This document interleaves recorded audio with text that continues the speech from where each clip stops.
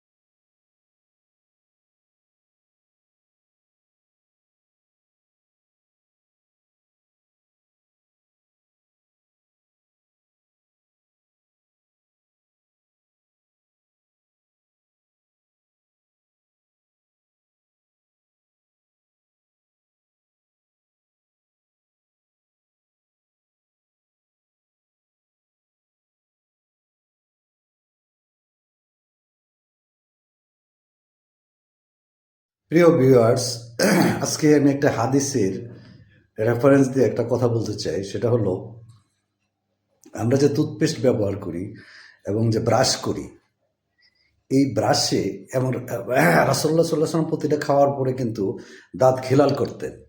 এটার সাথে বিজ্ঞানের যে সম্পর্ক, সেটা নিয়ে আমি আজকে দুটি কথা বলবো। দেখেন, বিজ্ঞান কিন্তু প্রমাণ করেছে যে আপনি যতই ব্রাশ করেন না কেন, আপনি ব্রাশ করলে আপনার 60% দাঁত পরিষ্কার হয়, আর 40% কিন্তু থেকেই যায়। এটার প্রমাণ নিয়ে আজকে দেখানোর জন্য আমি এই যে ব্রাশ করার পরে, আমি কিন্তু ব্রাশ করেছি, ব্রাশ করার পরে আপনি যখন টুথপিক দিয়ে, এই যে আমি দেখাবো যে মাংস খাওয়ার পরে আপনি যখন টুথপিক দিয়ে আপনি দাঁতটা পরিষ্কার করবেন, দেখবেন দাঁতের ভিতর থেকে আপনার খাদ্যের উচ্ছিষ্টটা আসছে। এটা আমি এখন বাস্তব প্রমাণ পেয়েছি এবং বিজ্ঞানও বলেছে যে আপনার টুথপেস্ট দিয়ে আপনি যখন দাঁত ব্রাশ করেন 60% আপনার দাঁত পরিষ্কার হয়, আর 40% কিন্তু থেকেই যায়।